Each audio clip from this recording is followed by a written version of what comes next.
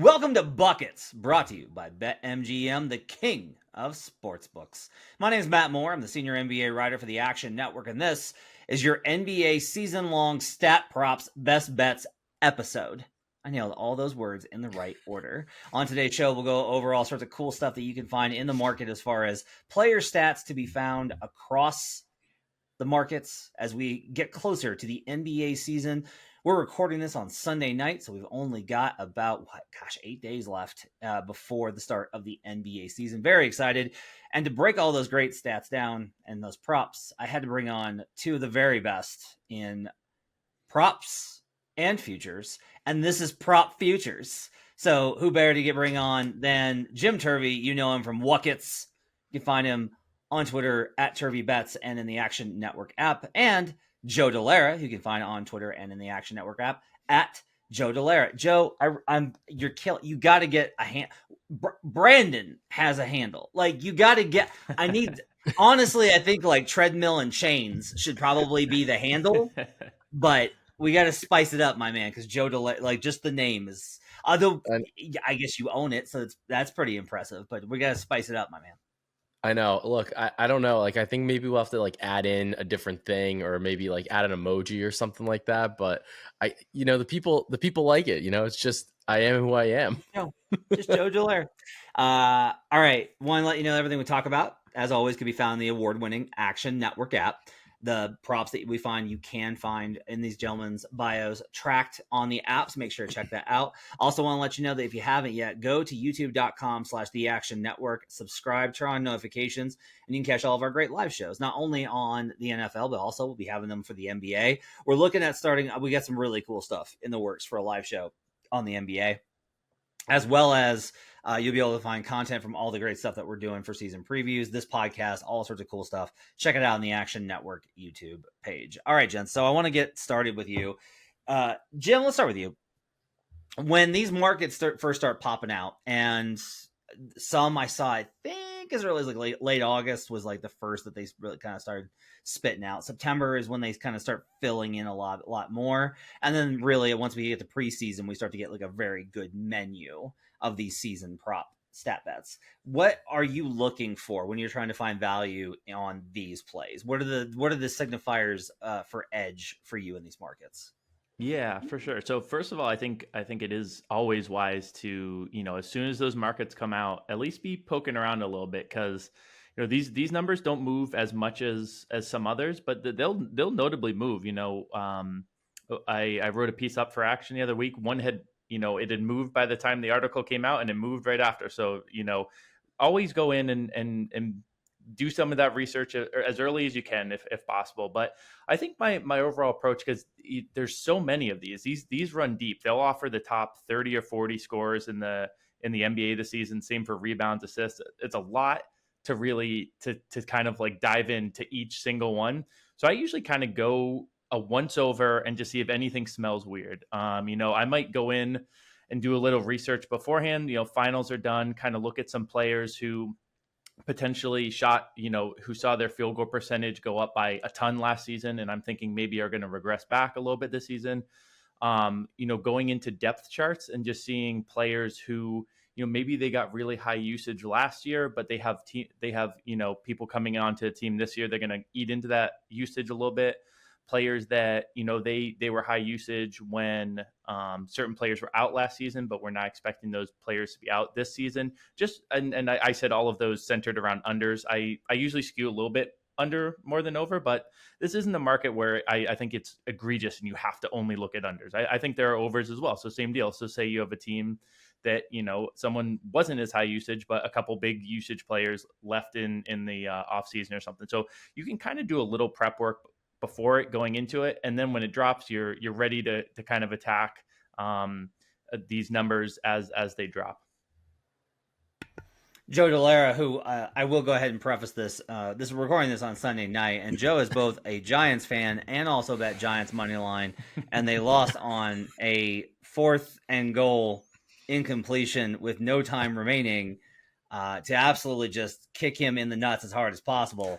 So if Joe sounds a little despondent, that's why. Not to like really skewer it in there, Joe. But when you're looking at these markets, what are the things in the past when you were, those happier days before tonight that you were looking at to try and find value? What did you look for? Some of the times what I do is I try to look at, what historically has been like the tier or like what the number is that kind of wins or like kind of leads the league in maybe a particular stat. Like if you're looking for points per game or rebounds per game or assists per game type of leader, a lot of times I'll look and say like, all right, well, like what's the criteria for this? Like what generally is winning and who kind of has that type of ceiling? And are they are they on a team or in an environment where they can do that? So I'm looking for things sometimes it goes into the team in general as well. Do I think they're going to play fast? Do they have a new coach? Is there going to be something that changes this season over last season that should impact this particular player in what I think could be a positive way or a negative way if I'm looking for an under? So those are some of the things that I try to look at least to just kind of have a little bit more of a holistic idea of what's going on. And I think the Jim kind of nailed it. It's like you want to have an idea of what you like about particular players or what you like about particular teams. So when these markets do open, you can kind of jump all over them right away because that's really when you're going to get a lot of the value. But that doesn't mean that now, especially after seeing some preseason games, that there isn't some more value to still be had because it's now a new variable and a new factor that you can take into your analysis.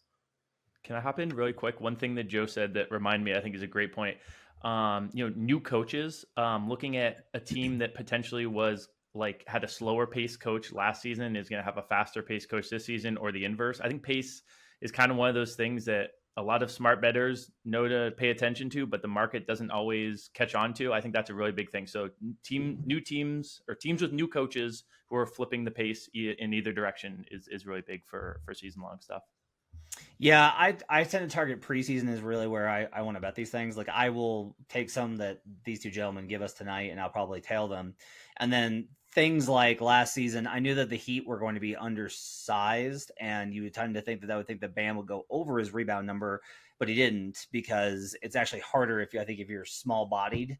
You've got two guys on the opposing team that can box out the lone rebounder. So I think the under on Bam, and that was a good play. And then I saw pretty much early on that Joker Nikola Jokic was going to really look to get his teammates involved. Like when he started saying things in preseason press conferences, like there's a lot of new guys on the team and you watch him and he's not shooting because he's trying to get everybody else involved. I was like, he's not going to shoot a lot this season. So we took the under on points. And despite him going bonkers late in the season, that one still cashed. I bring these up not to victory lap, but just instead to kind of note that you will find things in preseason. Like right now, I am desperate to find Desmond Bane numbers.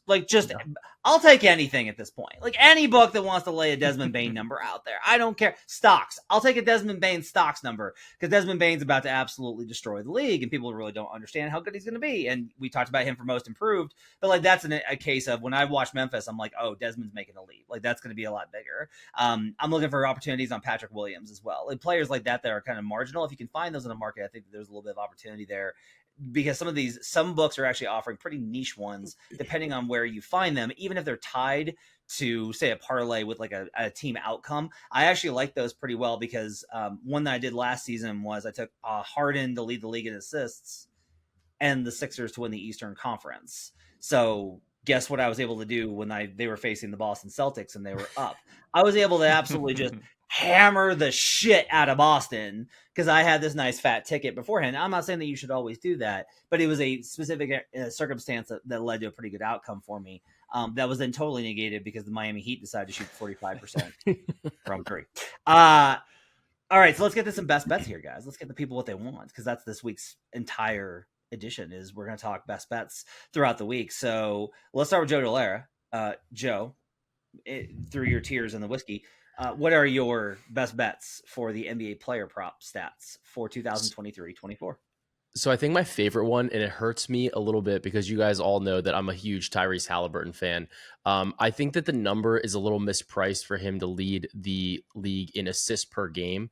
And I'm actually looking at a different player, in my opinion. I think that there's some value on Trae Young to lead the league in assists per game at 4-1. Last year, Trae averaged 10.2. He was third behind both Harden and Halliburton. The year before, he was at 9.7 in third, once again, behind Chris Paul and Harden, followed the year previous to that, he was behind Westbrook and Harden, and then he had 9.4. So we've actually seen an uptick in Trae Young assists each season. I think that having a full year with Quinn Snyder as his coach is going to be very helpful. And I also think that we're going to see, obviously, there's a lot of crazy stuff going on with James Harden. I don't know what kind of player he's going to be this year. I'm not sure how many games he's going to play. I'm not sure what his role is going to be on whatever, if he stays in Philly, if he goes to a different team. So I think that this is an opportunity to say, like, all right, well, Halliburton's done a lot of good things. He's played really well. He was out for a pretty significant chunk last season. We've seen him deal with some injuries before, and I think that Trae Young has seen an uptick in his assists and his usage every single year. And the fact that he was able to increase his assists playing alongside of DeJounte Murray, I think is a good thing for him. And I expect that to kind of gel after playing for a full season, having a new coach in the offseason. I like him, and I think the number at 4-1 is just a little bit too long there for him. It's interesting. I think it'll be interesting to see what the Hawks offense looks like, because the Jazz were really heavy pick and roll, and that's one of the reasons why it was easy to kind of hire Quinn was, how can I put this? Trae Young. No, let's go ahead and say it. A lot of people in the league believe, that's how I'll put this. A lot of people in the league believe that Trae Young wanted someone different to coach the Hawks. Yeah. Two different people, actually, he was higher on. And they wound up with Quinn Snyder, who I think is a really good coach and a really good fit for him, and they'll make him better.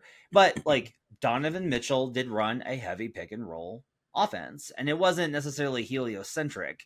They're going to, I think, diversify maybe a little bit more, but I still think that Trae's just going to naturally generate so many. And especially if the offense is cleaner and smoother and the spacing is better, that plays into, I think, Trae's strengths. So I think there's probably value there.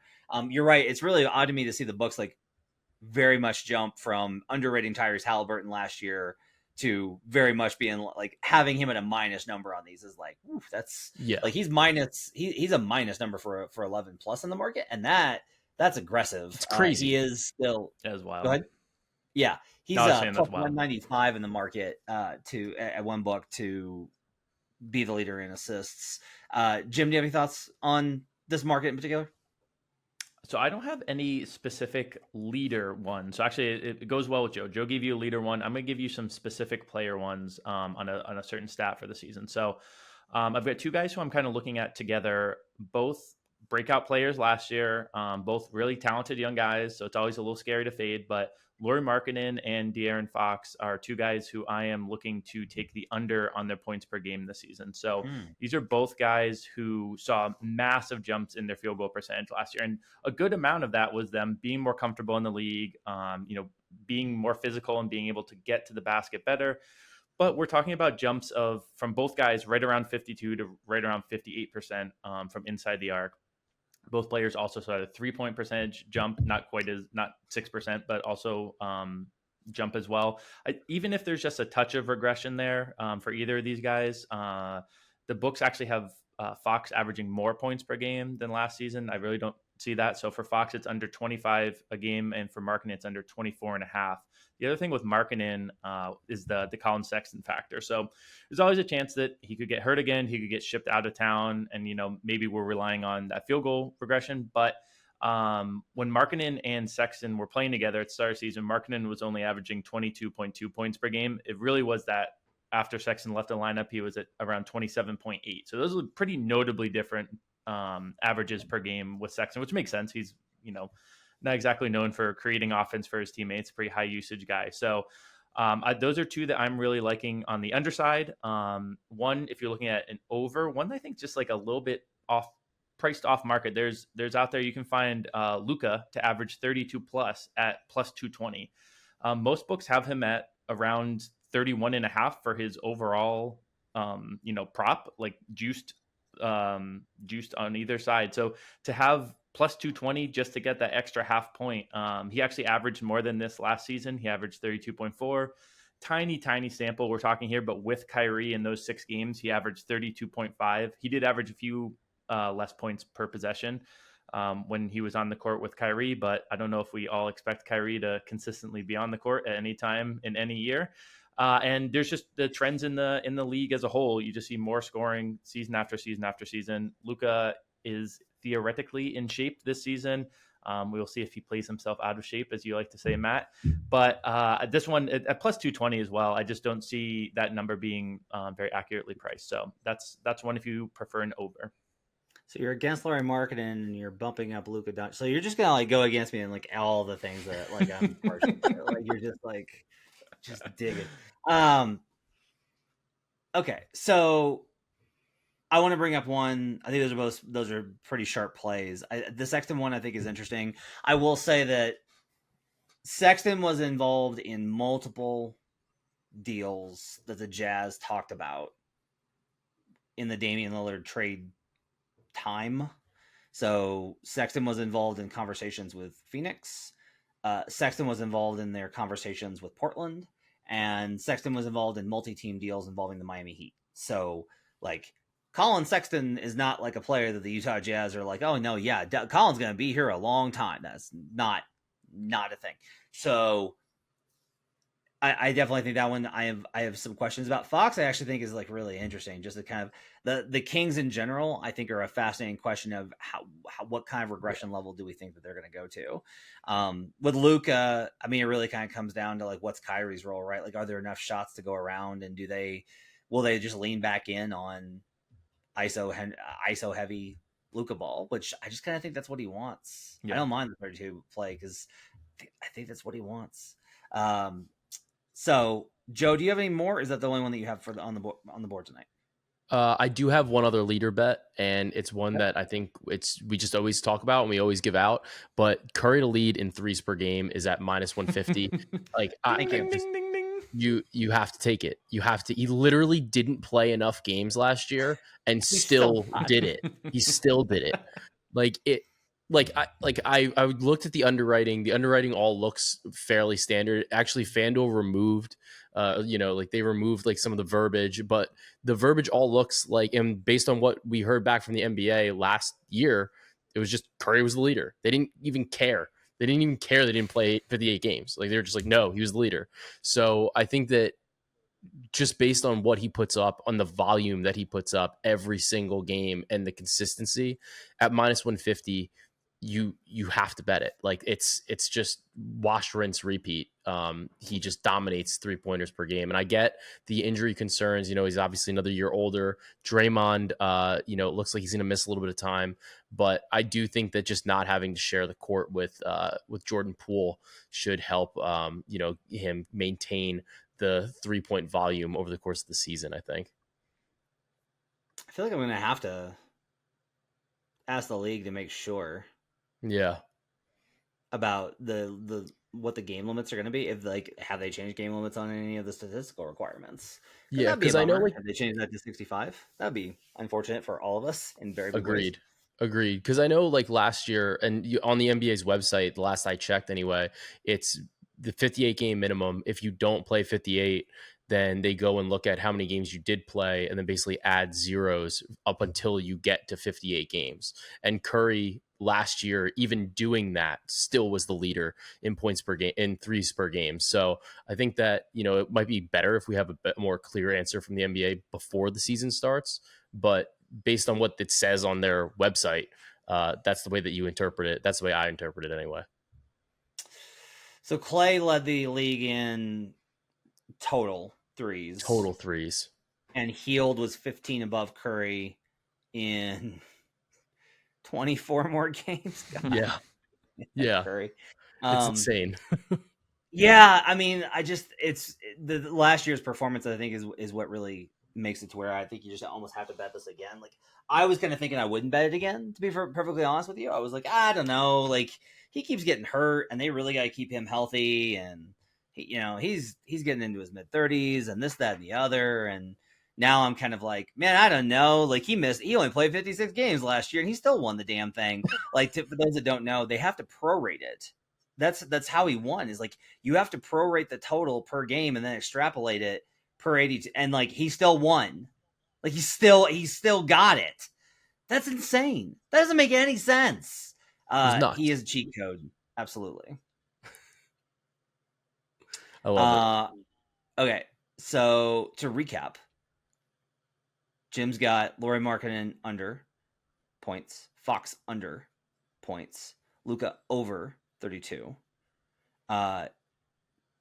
Joe has Trae Young, league leader in assists. Steph Curry, 3-pointer leaders. Did I miss any? No, you nailed it. Yeah. All Well right. done. Those are your best bets. We'll get some more stat best bets from the rest of our contributors up next. All right, Albert Wynn, he's the analytics capper. Have you got a season prop for me? Yeah, so we both loved this guy last season, and I think he's going to continue to improve. But I think I like the under on Shai Gilgeous-Alexander on points. It's set at 30.9 points. Here are the reasons why.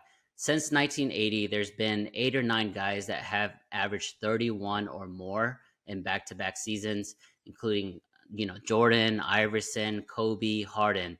But if we think Shai is up to that level, he might get it. I don't know. He might get it. He might be that good. Chet is returning, for OKC, so that's going to take some usage as well. But some of the iconic guys that didn't do it, Durant, Curry, T-Mac, LeBron. So if you think Shai is greater than those guys, definitely go the over.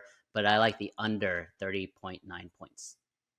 Oh, that's a really sharp cap based off of like where OKC's shot distribution and everything else. Not surprising for AC, the analytics capper. You can follow him on Twitter at analytics capper. Let's find out what Brian Fonseca wants for his season prop best bet.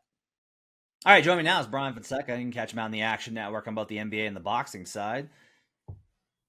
Brian, you got some stat props for me? I want to hear them. How do you feel about Cade Cunningham this season? Bullish. You an optimist? I'm bullish. What do you got?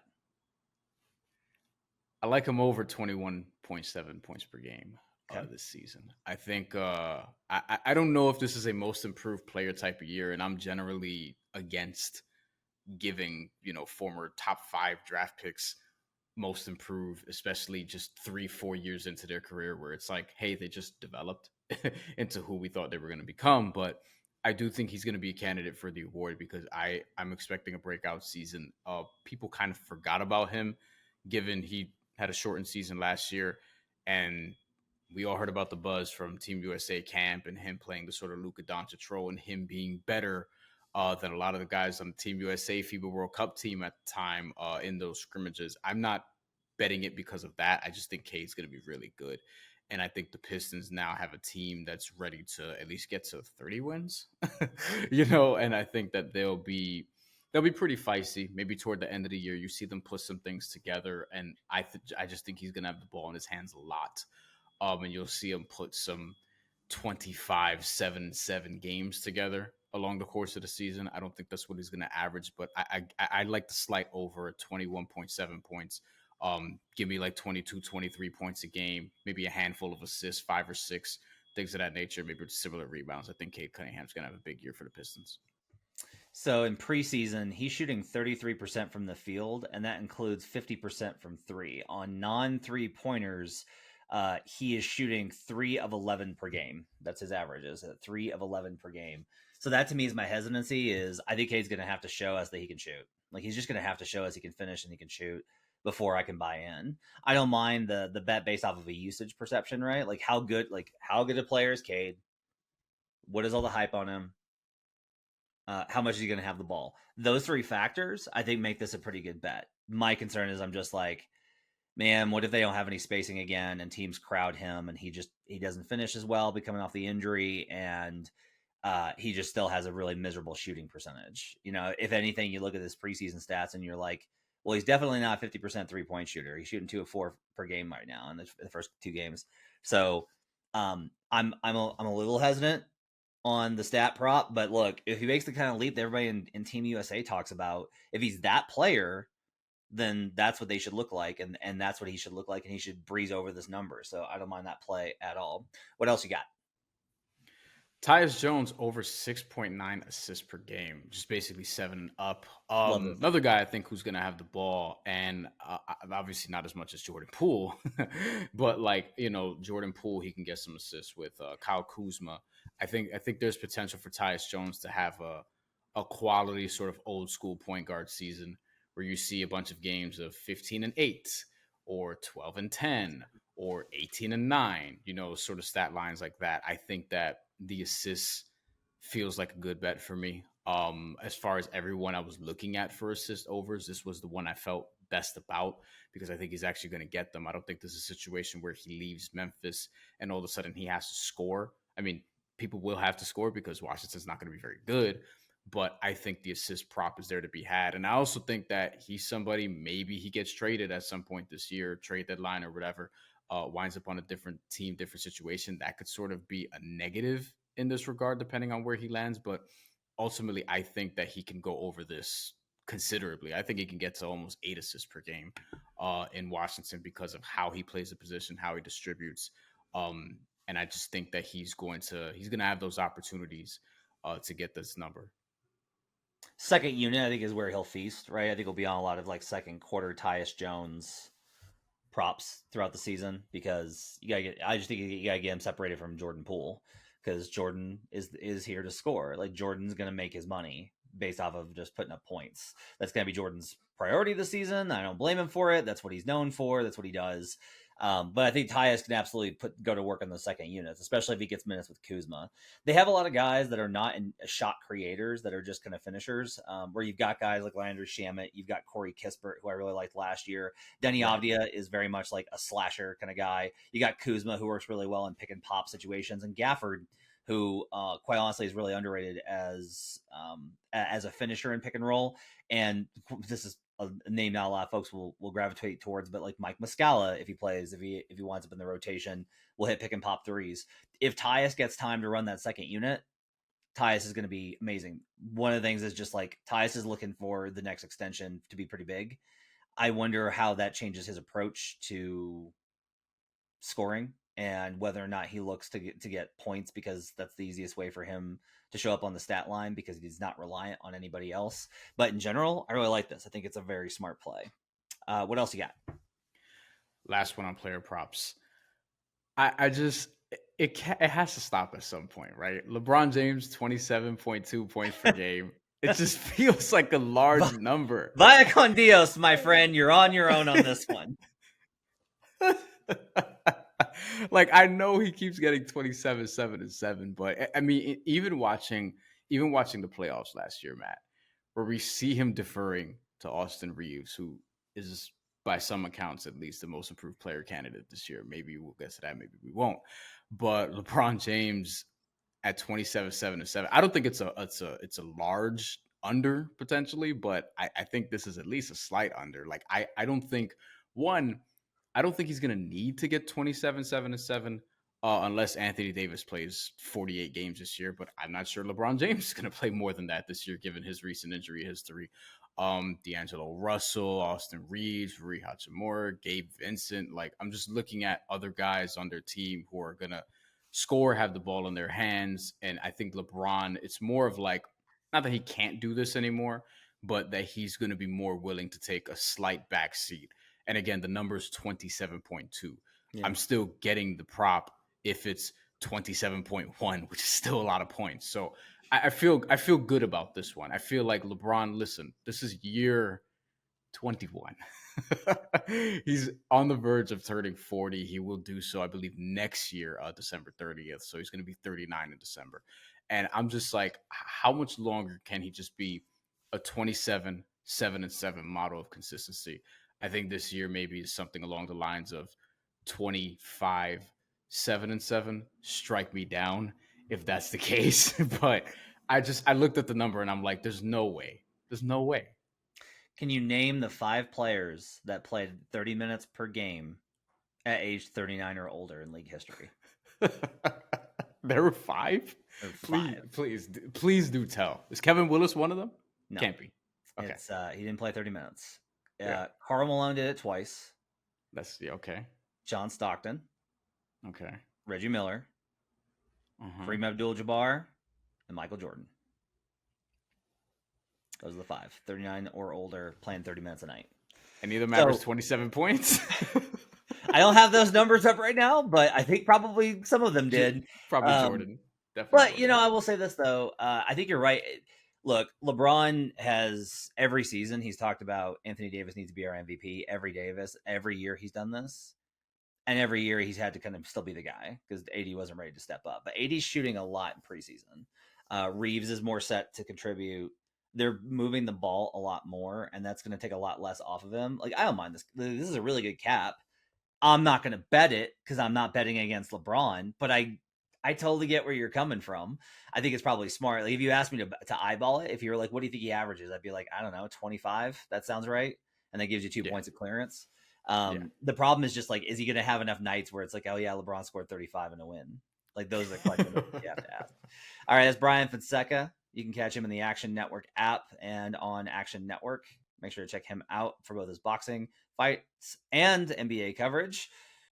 Join me now, Brandon Anderson, NBA futures analyst. Couldn't have a props episode without bringing Brandon on. Brandon, what do you got for me for NBA season-long future props?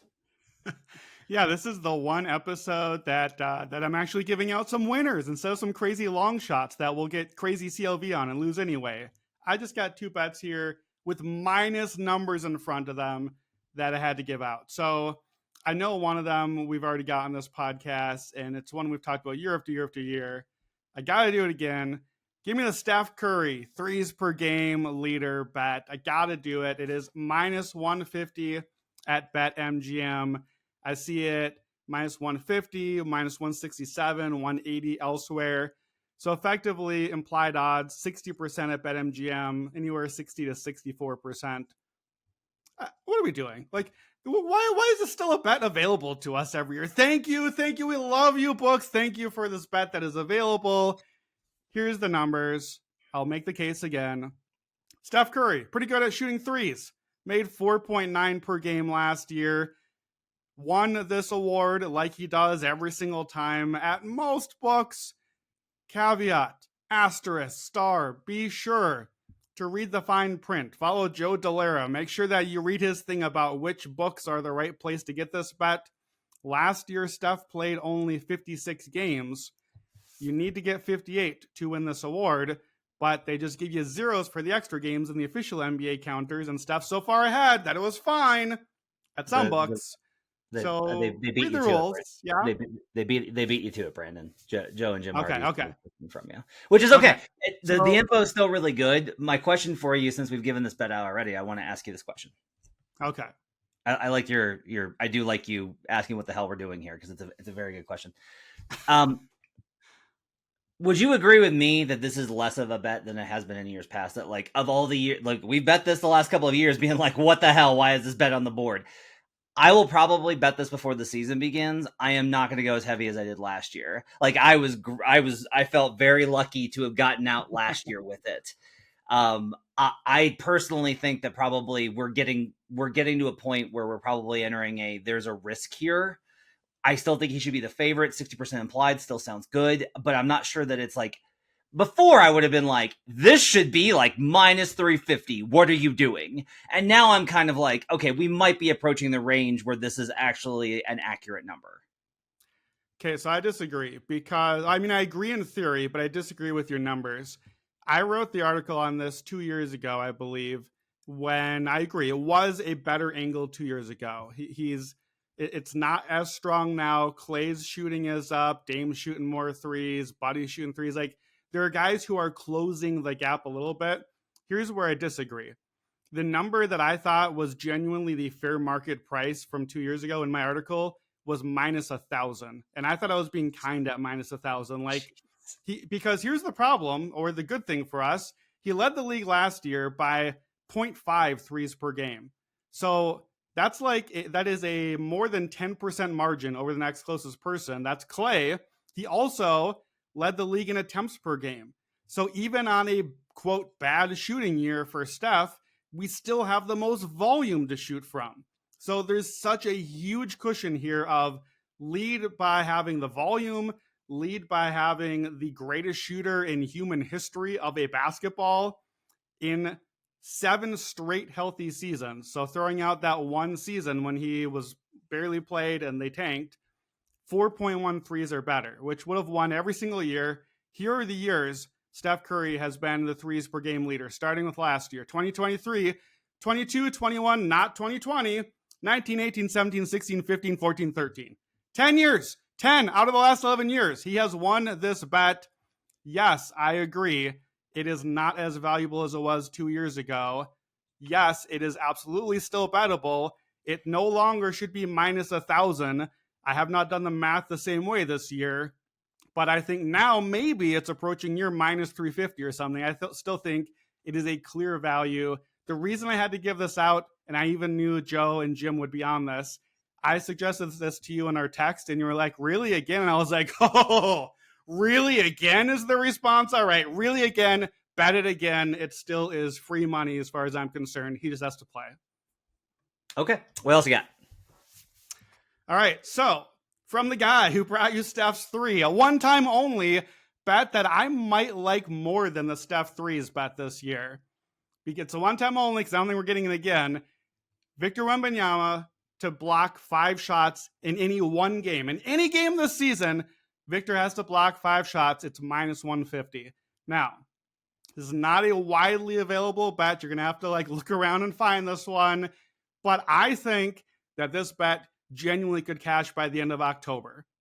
Whew. Why? Because Victor Wembanyama, in his debut as an NBA player at Summer League, blocked 5 shots.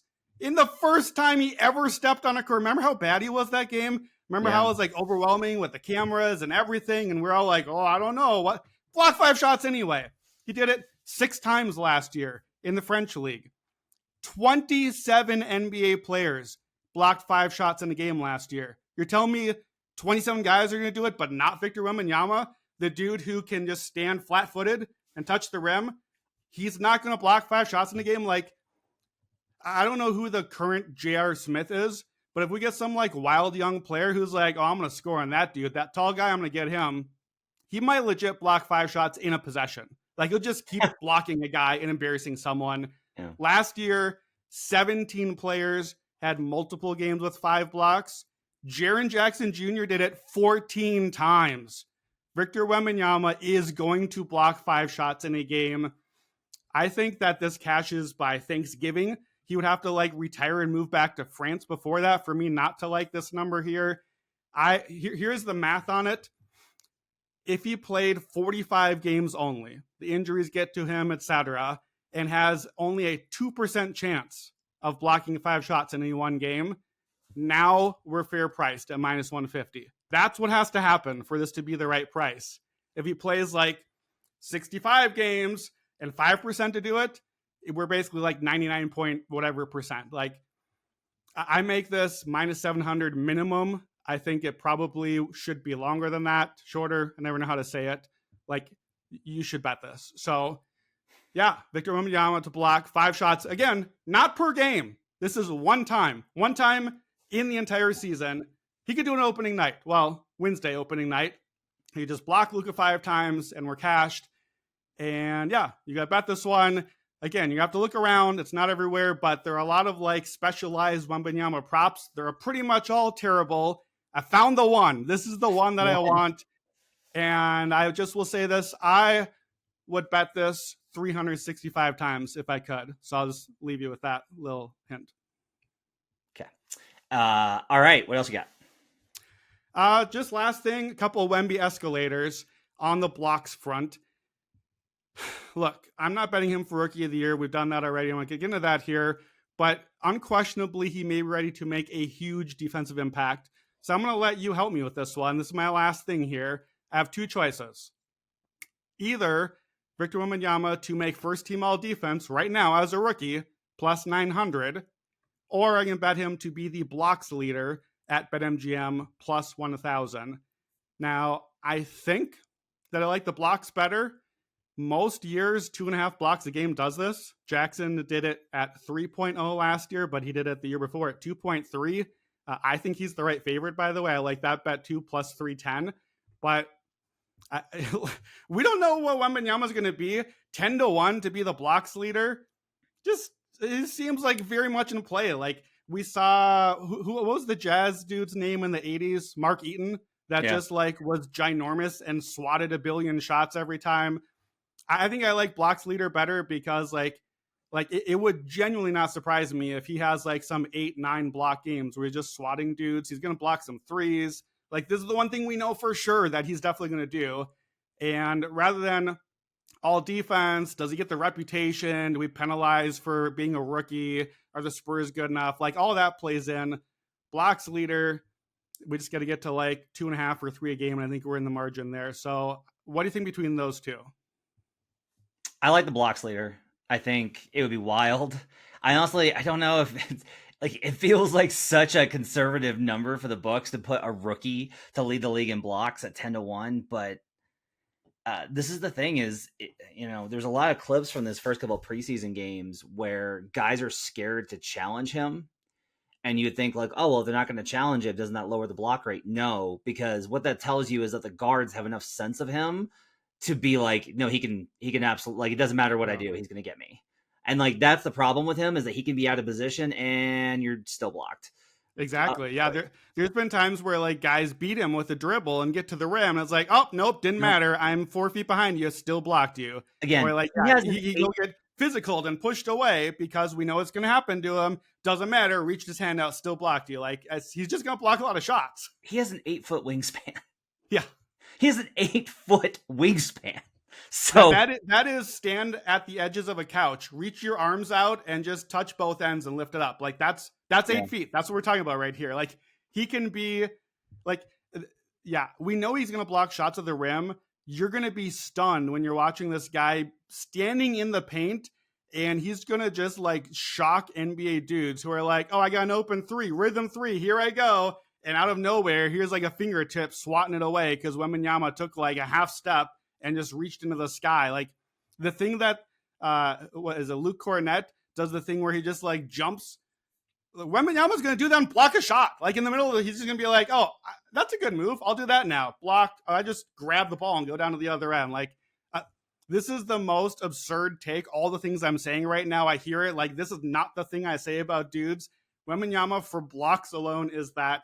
So yeah, I'll take him as I'll roll some of that money over. We're going to win on the Wemby 5 blocks in a game bet, put it on blocks leader at 10-1. And that's it. That's it for me in season props.